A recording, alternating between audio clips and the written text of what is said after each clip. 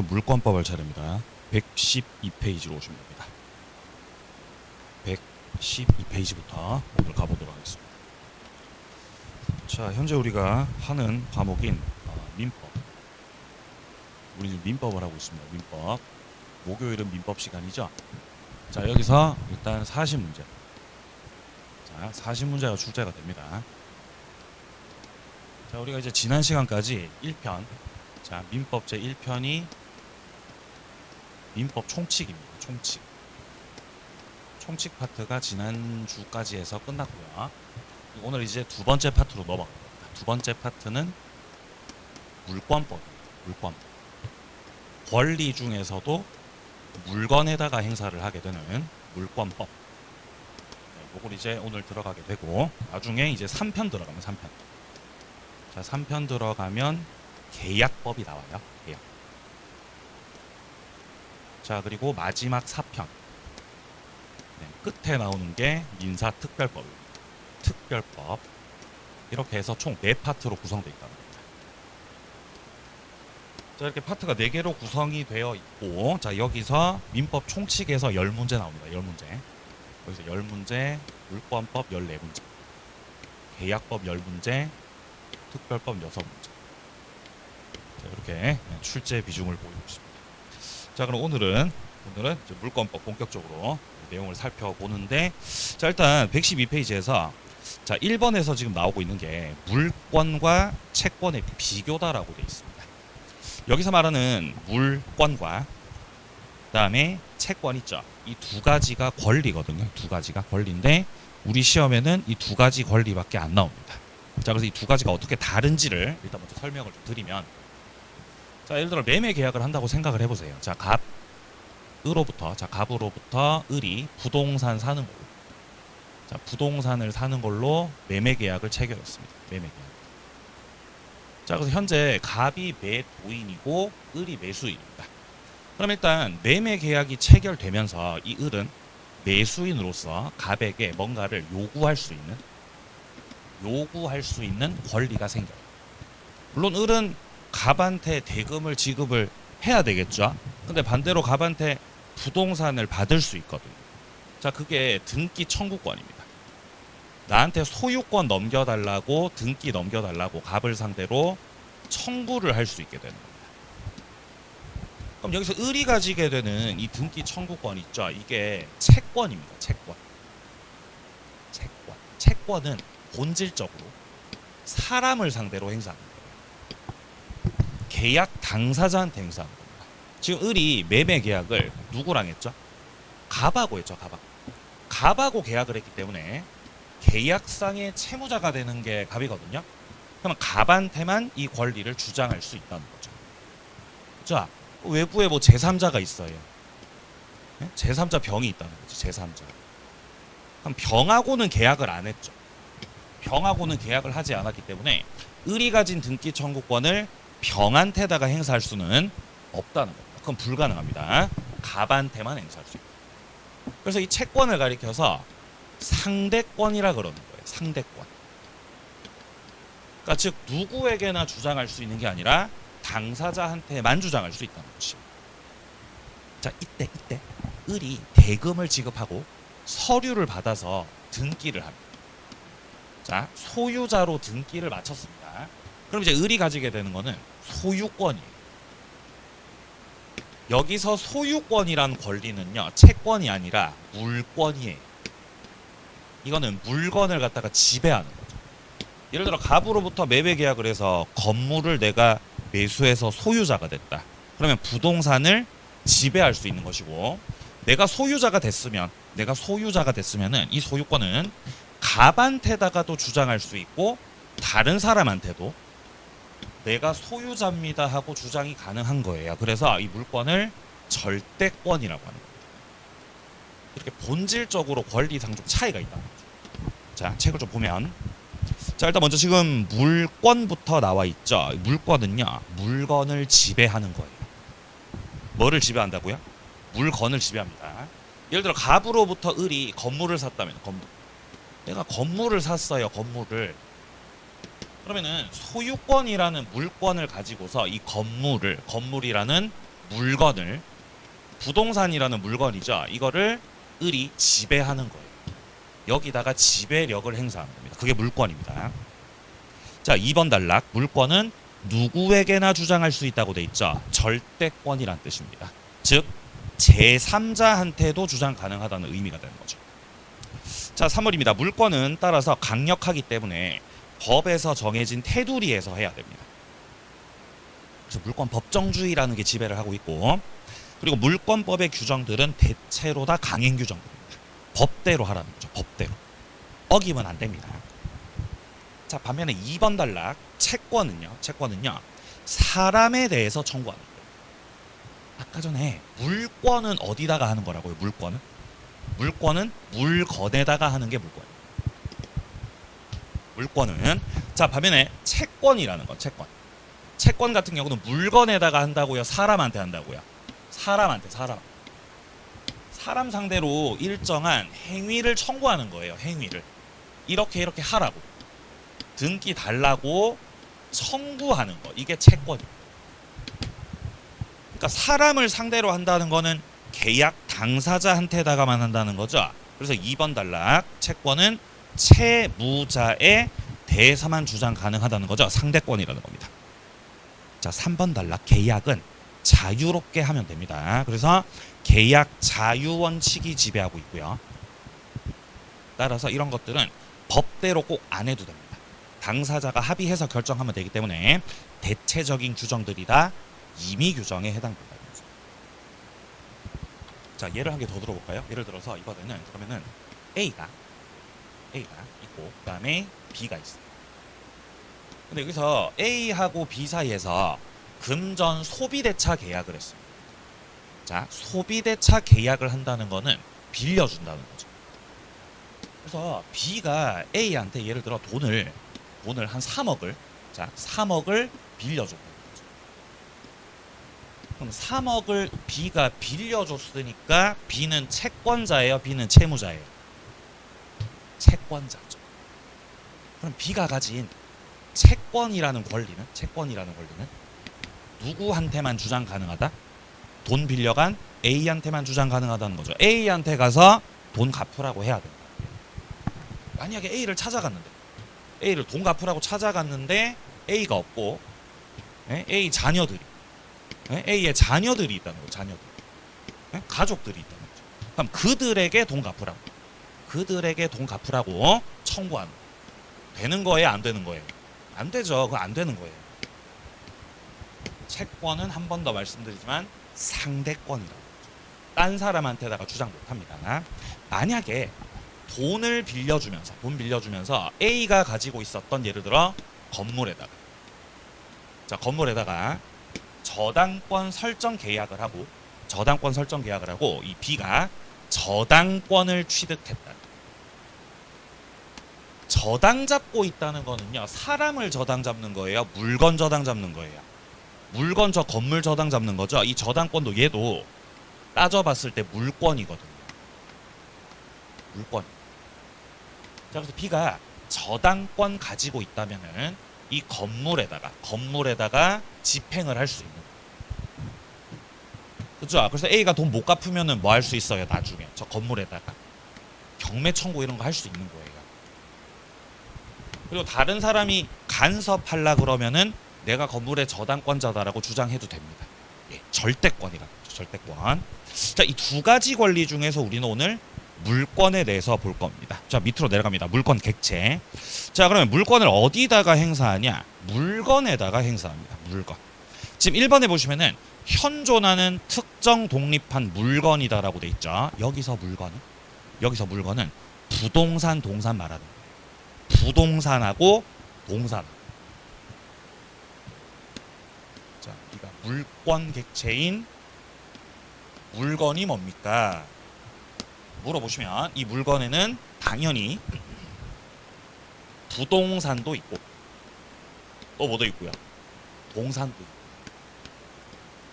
이 세상에 존재하는 모든 물건들은 부동산 아니면 다 동산이에요. 무조건입니다. 자, 근데 이 부동산은 여기서 부동산은요 이렇게 규정되어 있습니다. 민법 99조 1항에서 토지와 그리고 그 토지 위에 정착물들이 부동산이다라고 규정돼 있어요. 토지 그 외 정착물이라고 하면 여러 가지가 있을 수 있지만 건물을 생각하시면 돼요. 건물. 그러니까 토지하고 건물이 부동산이라는 것이에요. 그리고 그 외의 것들은 다 동산이라는 거예요. 부동산 아닌 것들은 다 동산입니다. 근데 어차피 동산 같은 경우는 별로 안 중요하죠. 자, 우린 공인중개사 할 거기 때문에 우리 시험에는 동산 나와요, 부동산 나와요? 부동산 나옵니다. 우리 시험엔요. 자, 2번 내려갑니다. 민법상 물건은 부동산과 동산이 있는데 여기서 토지 그리고 그 정착물들이 부동산이라는 거죠. 정착물 대표적으로 건물이 있습니다. 자, 그러면 3번 내려갑니다. 3번에서 토지를 말하고 있고요. 4번에서 건물을 말하고 있는데 여기서 토지 같은 경우는 그 개수를 세는 단위가 둘째 줄 굵게 표시되어 있죠. 필입니다. 필. 한 필, 두 필 이렇게 개수를 셉니다. 토지. 자, 그리고 내려갑니다. 4번에 건물 나오죠. 건물은 개수 셀 때 한 동, 두 동. 동이 단위가 됩니다. 동. 자, 한 번 더 말씀드립니다. 3번의 토지는 개수 세는 단위가 뭐라고요? 필이고요. 필. 자, 4번의 건물 같은 경우는 동이 개수 세는 단위라는 거죠. 자, 그리고 4번 첫째 줄에 건물은 토지와는 전혀 별개의 독립된 부동산이다 라고 되어 있죠. 합쳐지지 않는다는 거예요. 어떤 토지가 존재하고 있고, 자, 어떤 토지가 존재하고 있고 그 토지 위에 건물이 있어요. 자, 토지가 있고 건물이 있잖아요. 그러면 건물하고 토지하고 별개로 봐야 돼요? 하나로 봐야 돼요? 별개로 봐야 된다. 토지가 있고 건물이 별개라는 거죠. 건물이 찌그러진 것 같죠? 아무튼 별개라는 거죠. 별개. 우리가 등기부를 살펴봐도 토지하고 건물하고 등기부 같이 돼 있어요? 따로따로 돼 있어요? 따로따로 돼 있습니다. 그러면은 예를 들어 토지를 갑이 소유하고 있어요. 토지를 갑이 소유하고 있는데 을이 건물을 신축했다는 거예요. 근데 을이야 갑한테 허락받고 혹은 땅을 빌려서 건물 신축한 게 아니라 무단 신축했습니다. 남의 땅에다 그냥 건물 지었다고 무대포로. 그럼 무단으로 지은 건물이니까 이 건물은 갑의 걸로 봐야 돼요? 을 소유로 봐야 돼요? 누구 거죠? 자, 그러면 예를 들어 옆에 땅에 나무를 심었어요. 나무가 건물만 하네요. 나무를 심었다. 병이 나무를 심었죠. 병이 수목을 심었어요. 수목. 그러면 수목 같은 경우는 이렇게 그냥 식재, 무단 식재를 하게 되면은 토지에 부합된다고 얘기해요. 자, 나무가 토지에 뭐가 된다고요? 부합됩니다. 합쳐져요. 부합. 합쳐지기 때문에 무단 식재를 하게 되면은 나무가 식재한 자 병소유다, 토지 소유자 갚게 된다. 토지 소유자 갚게 되는 거예요. 나무를 심으면 나무를. 근데 건물 같은 경우는 토지하고 합쳐지는 거라고요, 별개 거라고요? 별개면 이 부합 안 됩니다. 이거 절대 부합 안 돼요. 그렇다면 무단 신축했을 때 건물 누구 거예요? 을 거라는 거예요. 무단으로 지어도 을 거라는 거예요. 그러니까 남의 땅에다가 하려면 남의 땅에다 하려면은 나무 심어요? 그냥 건물 지어요? 그냥 건물 지으면 된다는 거죠. 건물주 된다는 거. 건물주 소유자가 될 수 있습니다. 을이요. 근데 갑은 가만히 안 있겠죠. 갑은 가만히 있어요? 철거하라 그래요? 철거하라고 그러죠. 철거하라고. 갑이 물권적 청구권 철거하라고 청구하게 되면은 을은 철거해야 됩니다. 하지만 그 전까지는 어쨌든 건물은 을 거라는 거죠. 여기서 제가 설명드리는 건 건물이 토지하고 안 합쳐진다는 거. 둘째 줄 보세요. 4번 둘째 줄. 무단 신축한 경우라도 무단으로 지었어요. 상관없습니다. 건물은 토지하고 합쳐지지 않습니다. 절대로 안 합쳐져요. 자, 그렇기 때문에 신축한 자가 건물의 소유권 취득을 하게 된다. 오른쪽 갑니다. 5번. 소유권 객체가 되기 위해서는 토지는 한 필, 건물은 한 동이어야 한다. 따라서 한 필 토지 일부, 한 동 건물 일부는 소유권 객체가 될 수 없다는 겁니다. 일부를 소유할 수 없다는 뜻이에요. 여기 이렇게 한 필에 토지가 있어요. 자, 한 필 토지입니다. 한 필. 자, 그리고 여기에 한 동짜리 집이 이렇게 있어요. 그럼 각각 물건이 한 개씩 있는 거죠. 토지도 한 필짜리고 건물도 한 동짜리. 그럼 이거는 물건이 각각 몇 개인 거예요? 각각 한 개씩. 예를 들어 한 동짜리 집이 있잖아요. 이거를 갑이란 사람이 이 한 동짜리 집을 단독으로 소유합니다. 자, 단독으로 소유합니다. 그러면 단독 소유권자이기 때문에 이건 문제가 될 게 없죠. 왜냐면은 물건도 하나고 소유권도 한 개죠. 이런 문제 될 거 전혀 없습니다. 이런 거를 일물. 하나의 물건에는 일권, 하나의 권리만이 존재할 수 있다. 라는 주의입니다. 일물 일권주의. 근데 만약에 갑이요, 여기서 야, 방 한 칸만 내가 너한테 팔게. 방 한 칸만 팔게. 그래가지고 한 동짜리 집이 있는데 여기서 을이 방 한 칸, 즉 한 동 건물의 일부에 대해서만 소유권을 가지겠다는 것이에요. 이게 되냐는 건데 이게 안 된다는 거예요, 지금.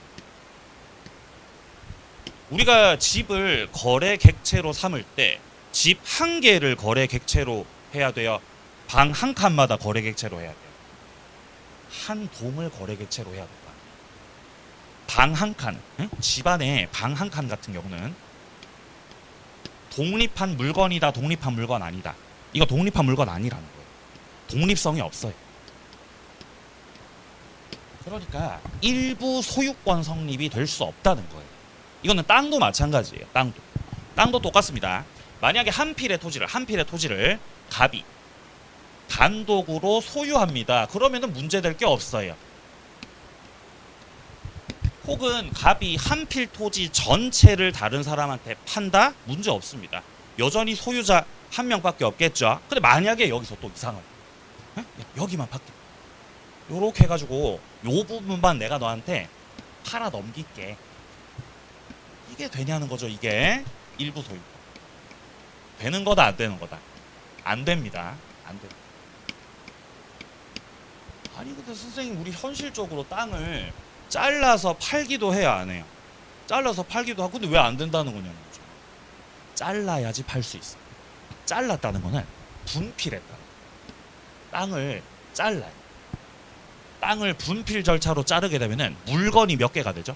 물건 2개 돼요. 그럼 팔아도 됩니다. 물건 2개로 만들어서 팔면 팔아도 돼요. 근데 그게 아니면, 분필 절차 이런 거를 거치지 않았다면, 이거 안 했거든. 그러면은 일부만에 대해서 소유권 성립이다. 그건 안 된다는 거죠. 자, 그리고 일부 소유권만 안 되는 게 아니라 일부 저당도 안 됩니다. 일부 저당권, 그것도 안 되는 거다. 저당 잡는다는 거는 은행 가서 대출 받는다는 거잖아요. 그럼 은행 가서 대출 받을 때 이 집 전체를 담보로 제공해야 되겠어요?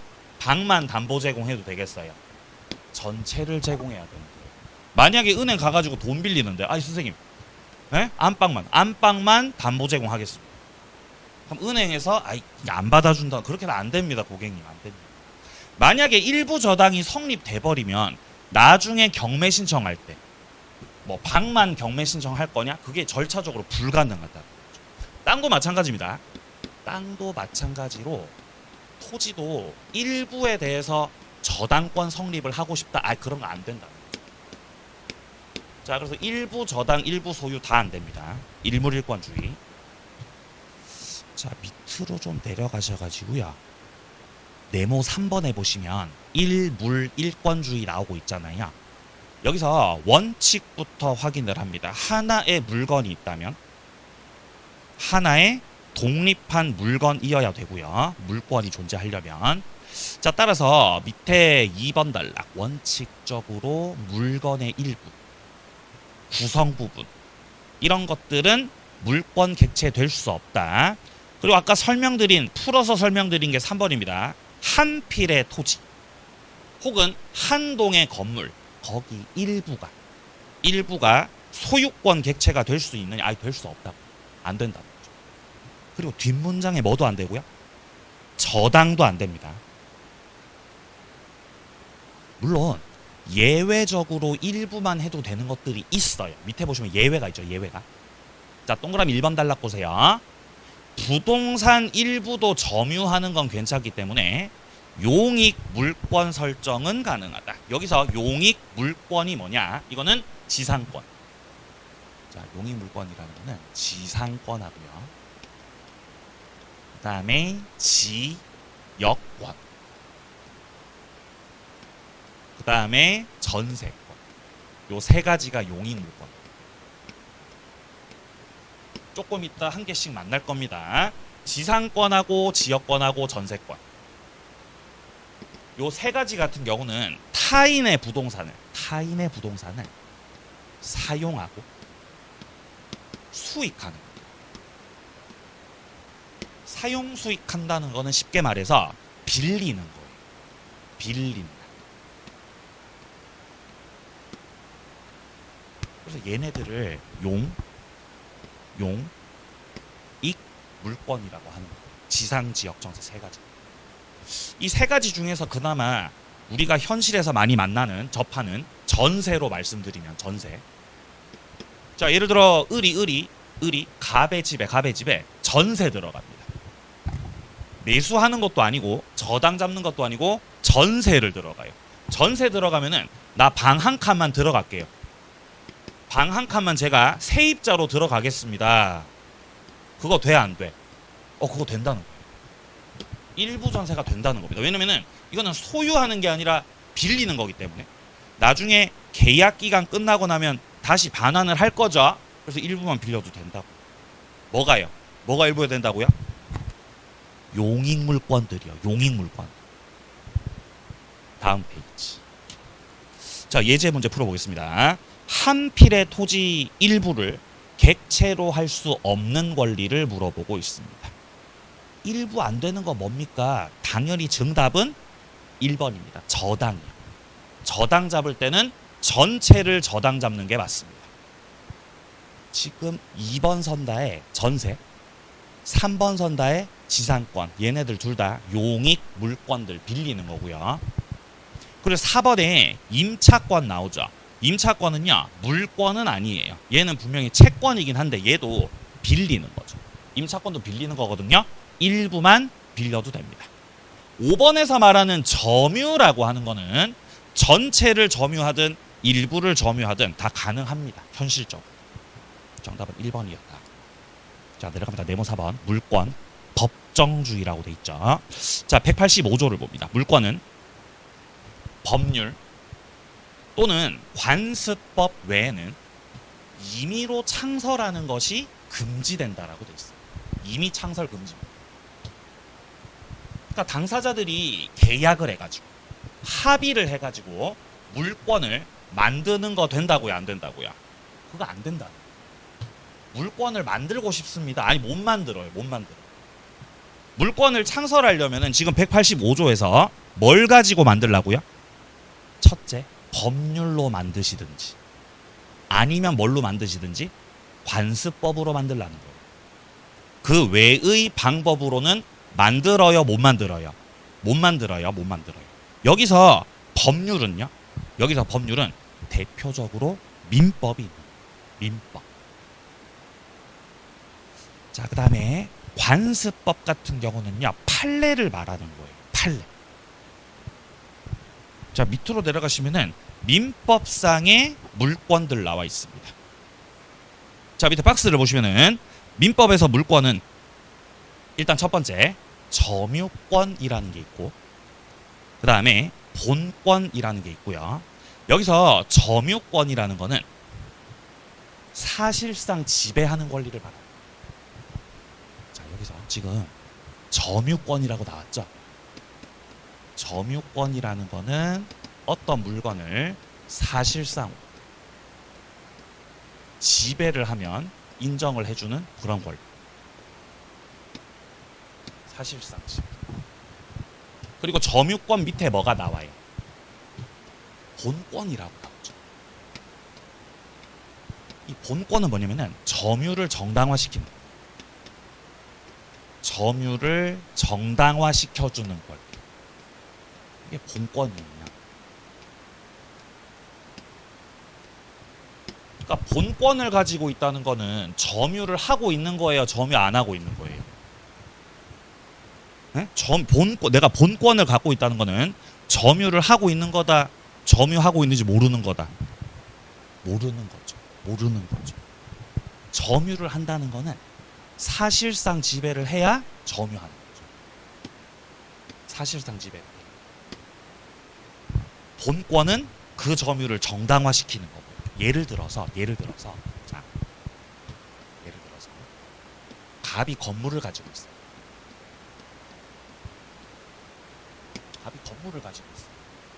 갑이 건물을 소유하고 있어요. 그럼 현재 여기서 갑이 가지고 있는 소유권이라는 거는 본권입니다. 자, 소유권이라는 본권을 갑이 가지고 있죠. 본권. 자, 근데 그런 상태에서 갑이 건물을 계속해서 내가 직접 거주를 하고 있다면 갑은 본권도 가지고 뭐도 가지고 있어요? 점유권도 가지고 있는 거죠. 만약에 여기서 갑이요, 이거를 전세로 빌려줘요. 자, 을한테 전세권 설정 계약을 해가지고 전세로 빌려주고 이 건물의 을이 전세권자로 들어갔다. 그럼 여기서 전세권도 본권입니다. 그럼 을은 전세권이라는 본권을 가지고 있죠, 지금. 그리고 갑으로부터 건물을 넘겨받아가지고 사실상 지배도 하고 있으면 을은 뭐도 가지고 있는 거예요? 점유권도 가지고 두 개를 가지고 있다. 이 본권과 점유를 이 민법에서 쪼개놨다는.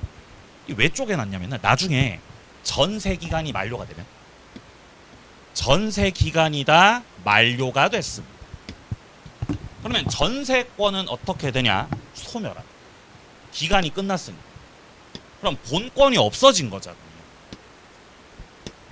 그럼 을은 이제 전세 끝났으니까 건물을 갑한테 돌려줘야 되는 거죠. 돌려줘야죠. 근데 그냥 돌려줘야 전세금 받아야 돼요. 전세금 받아야죠.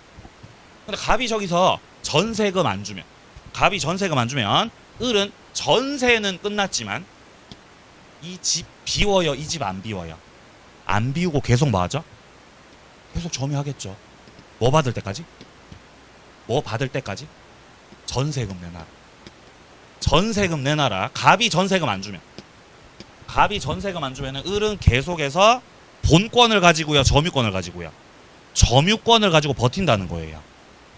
네, 그러니까 본권과 점유권 두 가지를 다 가지고 있을 수도 있고, 경우에 따라서는 점유만 할 수도 있고, 그렇게가 되는 거죠.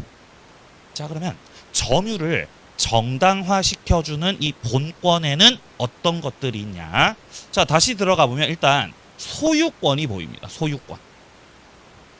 그리고 그 밑에 제한 물권들이 보이죠.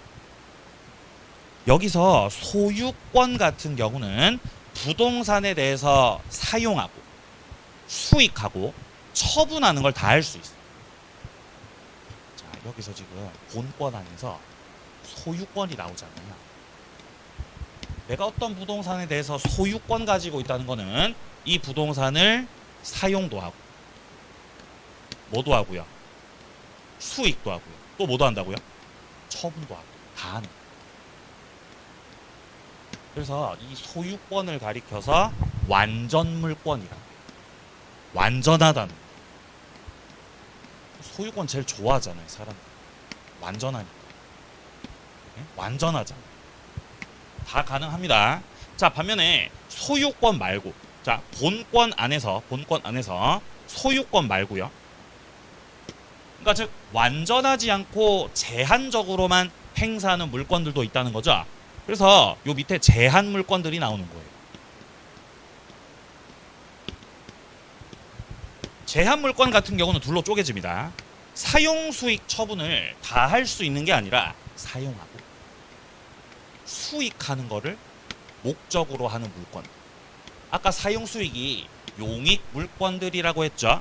이것들은 빌리는 겁니다. 빌리는 거. 이 용익 물건들 같은 경우 세 가지가 지금 나오고 있죠. 첫 번째가 뭐가 있고요. 지상권. 두 번째가 지여권. 세 번째가 전세권이죠.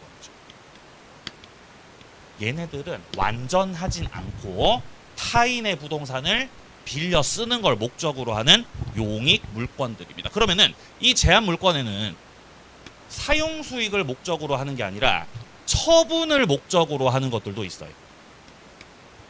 담보 잡으려고 하는 물건들이 있거든요. 얘네들이 우리 시험에서 자 유치권하고 그다음에 저당권 두 가지가 나옵니다. 그래서 지금 우리 시험에서 이 제한 물건이 지금 총 몇 가지예요? 제한 물건 총 몇 가지? 5가지라고. 네? 제한 물건들 5가지가 있고 완전한 물건 소유권 1개가 더해져 가지고 네? 제한 물건 소유권 더해져 가지고 본권이 총 몇 가지인 거죠? 6가지. 본권이 6가지. 구조가 파악이 되세요? 그리고 물권은 본권도 있고 사실상 지배를 해서 인정되는 뭐도 있고요. 즉 점유권 까지 해가지고 민법에는 7가지 물권이 우리 시험에서 나옵니다. 7가지. 자, 지금 순서대로 말씀드리면 나중에 물권법 강론 파트 순서대로 말씀드리면 첫 번째 주자가 점유권입니다. 점유권. 얘가 제일 처음 나올 겁니다. 자, 그다음 두 번째가 소유권. 세 번째가 용익 물권으로 들어가서 지상권.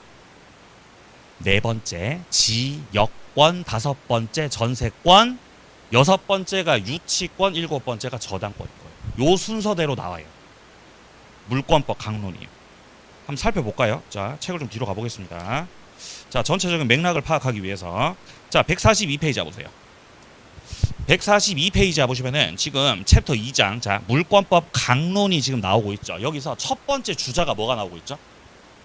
제 1절에 점유권 나오고 있습니다. 점유권. 얘가 첫 번째입니다. 자, 그러면 점유권 파트를 지나게 되면은 자연스럽게 뭐가 나오겠다. 155페이지. 자, 155페이지 와 보시면은 제 2절에 두 번째 주자 소유권 나오고요. 자, 그 다음에 계속 갑니다. 자, 계속 가보죠. 176페이지. 176페이지 와 보시면 이제 용익 물권 이어서 나오죠. 여기서 이제 순서대로 나옵니다. 지상권. 자, 그 다음에 지역권 어디 있습니까? 지역권. 자, 190페이지에 지역권 나오십니다. 190페이지에. 자, 그리고 계속 가다 보면은 또 전세가 나오겠죠. 193페이지에 전세권. 그럼 계속 가면 또 담보물권 나오겠네요. 199페이지. 담보물권 시작되고 있죠. 여기서 일단 202페이지에 유치권 나오고요. 유치권. 자, 그리고 유치권 지나면 물권법 마지막에 208페이지 뭐가 나오죠? 저당권 나오는 거예요. 이 순서대로 구성되어 있다고요. 물권법. 그래서 한 개 한 개씩을 우리가 정리해 나갈 거다. 요 말씀을 드리는 겁니다. 자, 그럼 다시 돌아갑니다. 다시 돌아가세요. 자, 다시 앞으로 돌아갑니다. 돌아가서 자, 물권 종류 보고 있었습니다. 자, 그러면은 114페이지에서 114페이지. 이렇게 민법에서 7가지의 물권들을 정해놨다라는 걸 파악을 하고 그 다음에 밑에 보시면은 2번 관습법적으로 인정되는 물권들이 있습니다. 자, 그 밑에 보시면은 분묘기지권이라는 거. 그 다음에 관습법상 법정지상권이라고 하는 거 나오죠. 얘네들 둘이는 판례에서 인정되는 물권인데 얘네들은 지상권 파트에서 나중에 지상권 파트 들어가서 여기서 만나게 될 겁니다. 지상권. 분묘기지권, 법정지상권 이런 것들 나중에 만나게 될 겁니다. 오른쪽에 3번에서 말하는 온천권, 공원이용권, 관습상의 사도통행권 이런 것들은 판례에서 물권이 아니라고 못 박았습니다. 너네들은 물권 아니야. 누가 물권 아니라 그랬어요? 누가?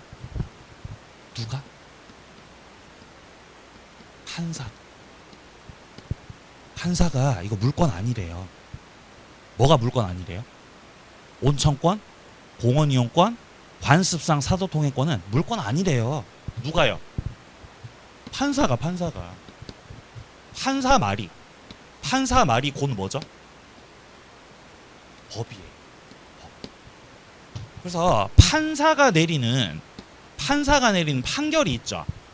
그 판결을 가지고 법에 준하는 효력을 인정해 주는 거예요. 그래서 얘네들을 뭐라고 부르냐? 관습법이라고 부르는 거예요.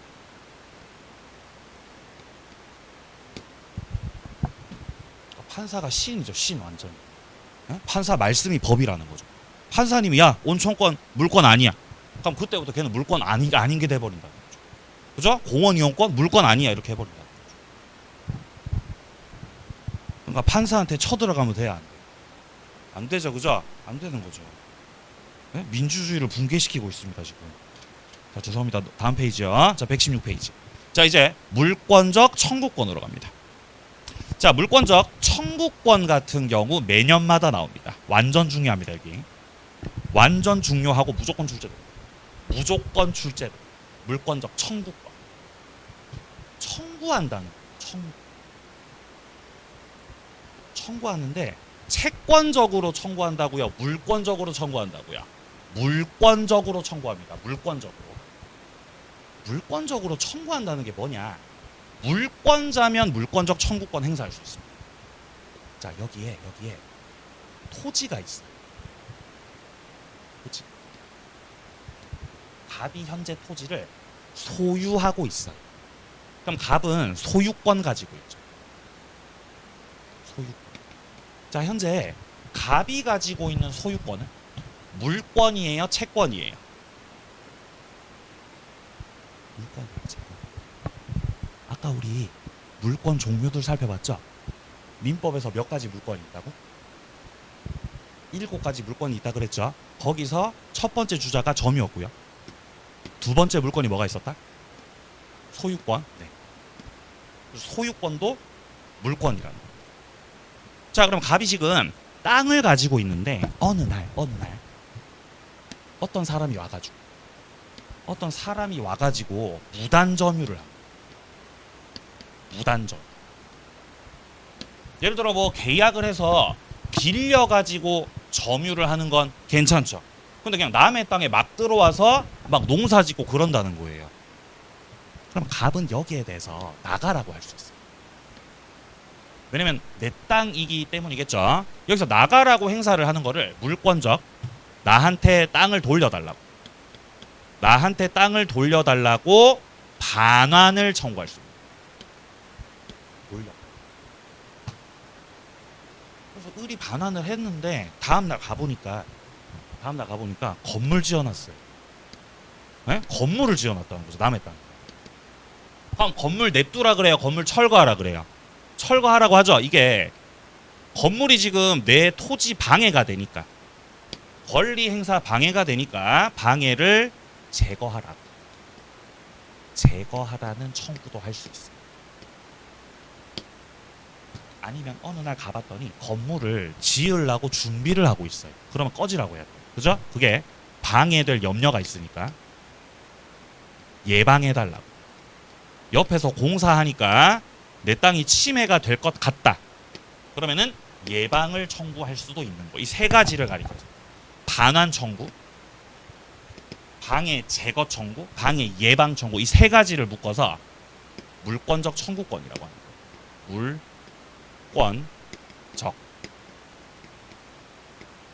청구권이라고 합니다. 세 가지를 묶어서. 그래서 우리가 물권적 청구권이 뭡니까? 라고 하면은 무조건 이 세 가지를 말하는 거예요. 첫 번째가 무슨 청구?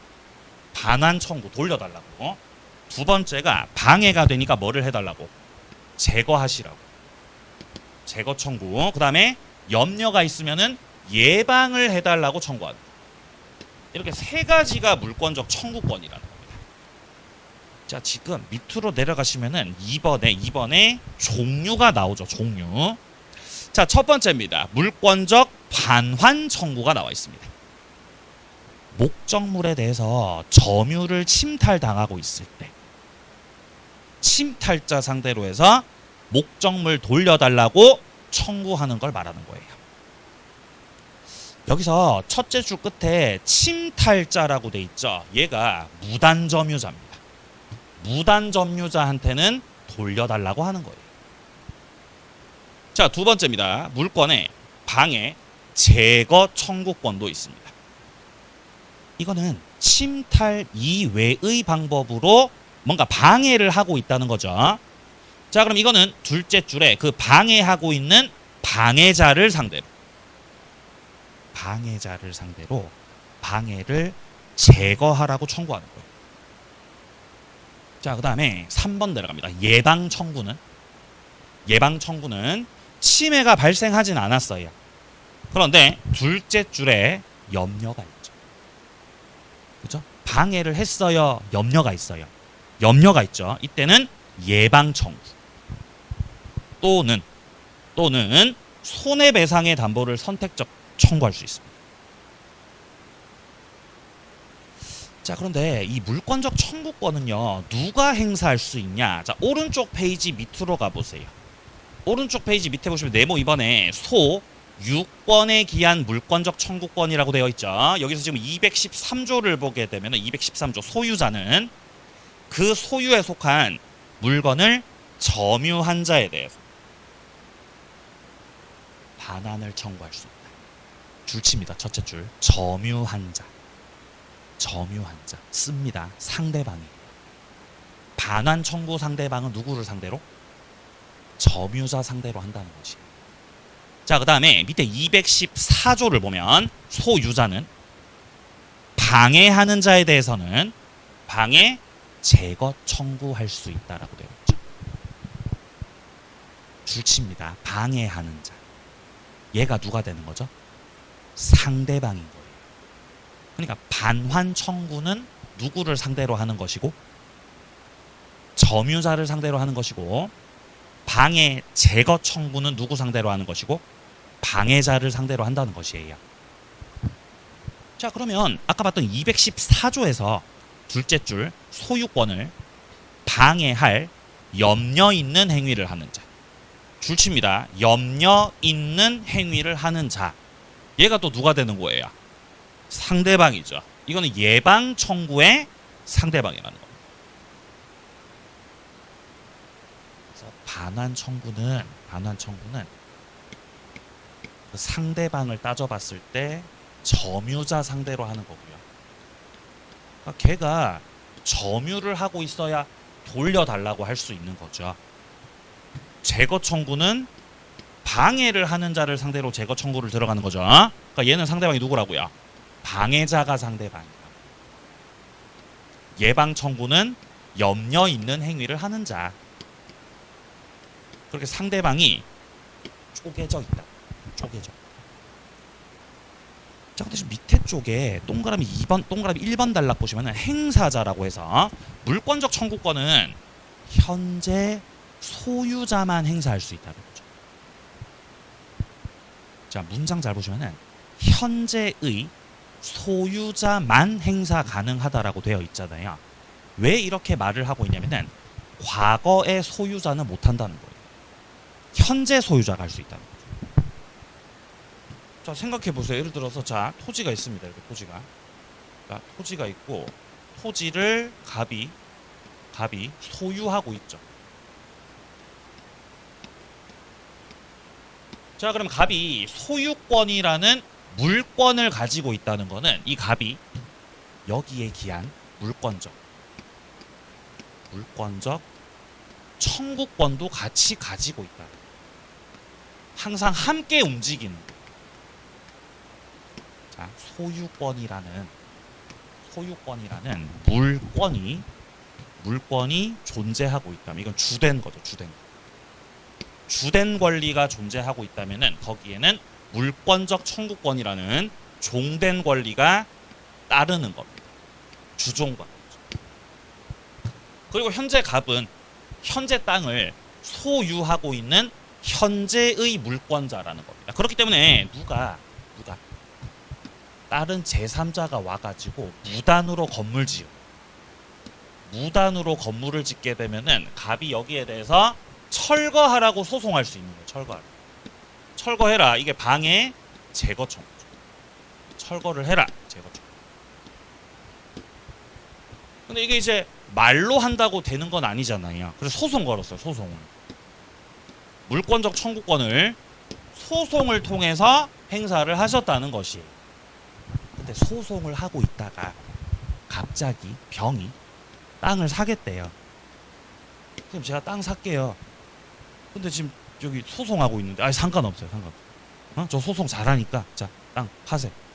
자, 매매 계약을 해가지고 소유권 이전 등기가 경료되면 갑이 가지고 있었던 소유권이 어떻게 됩니까? 이전되죠. 네? 소유권이 이전된다고요. 그럼 여기서 소유권만 이전되는 게 아니라 물권적 청구권 있죠? 같이 이전. 뭔가 주된 것이 이전하면 종된 것도 따라서 이전하는 거예요. 이런 성질을 부종성이라고. 부종성. 갑이 그러는 거예요. 아니 제가 지금 소송하고 있거든요.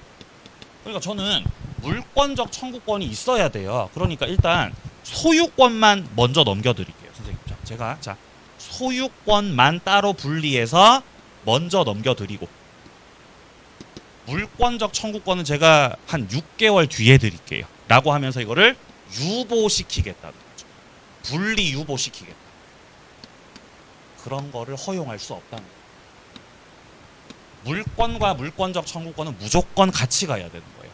네가 소유권을 넘길 생각이면 소유권만 넘길 수 있다. 물권적 청구권도 같이 넘겨야 된다. 같이 넘겨야 되는 거예요. 그래서 넘어간 거예요, 병한테. 이제 땅이 병께 된 거예요. 그러면은 갑은 더 이상 이 소송을 진행할 수 없는 거예요. 왜냐면 물권적 청구권은 소유자였던 사람도 할 수 있다고요. 현재 물권자만 할 수 있다고요. 현재 물권자. 갑은 현재 물권자 아니죠. 그럼 이제는 저 을을 상대로 해가지고 건물 철거 청구를 이제 누가 할 수 있는 거예요? 병이 할 수 있는 거예요. 왜냐면 소유권이 이전됐기 때문에 병이 현재의 물권자라서 그런 거예요. 자, 그게 지금 위쪽으로. 자, 위로 올라가시면은 자, 4번에 성질이라고 돼 있는 거 보이십니까? 117페이지 위쪽 4번 성질.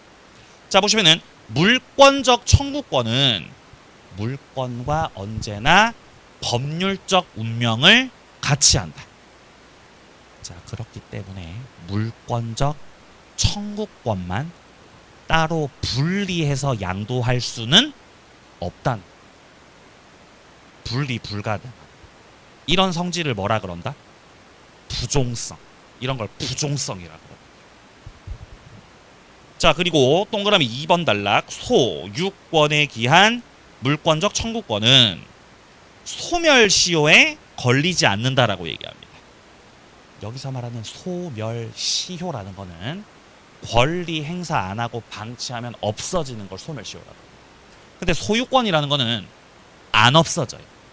가만히 냅둬도 안 없어져요. 그러면 소유권이 안 없어진다는 거는 소유권만 안 없어진다는 거예요. 물권적 청구권도 안 없어진다는 거예요. 물권적 청구권 둘 다 안 없어진다. 방치했다고 없어지는 게 아니다. 페이지 넘겨보세요. 자, 뒤에 동그라미 4번 단락 보시면요. 소유권을 양도한 전소유자가 나오고 있습니다. 소유권을 양도해버린 전소유자가 누구예요? 이 사례에서 갑을 말하는 거죠. 갑은 소유권을 넘겼거든요. 그래서 얘를 현소유자라고요? 전소유자라고요? 전소유자라고 하는 거잖아요. 얘는 아무리 저 을이 불법 점유를 하고 있다 하더라도 쟤를 상대로 물권적 청구권 행사를 못한다라고 말하는 거예요. 당신은 전소유자입니다. 자, 그리고 5번 단락. 5번 단락. 물권적 청구권을 종전의 소유자한테다가 유보하기로 했다. 그러니까 소유권만 넘겨주고 물권적 청구권은 잠깐 유보합시다. 그런 거 된다고요? 그런 거 안 된다고요? 안 됩니다. 이거 부종성 말하는 거죠. 부종성. 그런 거 안 됩니다. 자, 그 다음에 추가적으로 설명 좀 더 드릴 게 있거든요. 나머지 내용들은 조금 쉬었다가 설명드리고 문제 풀겠습니다.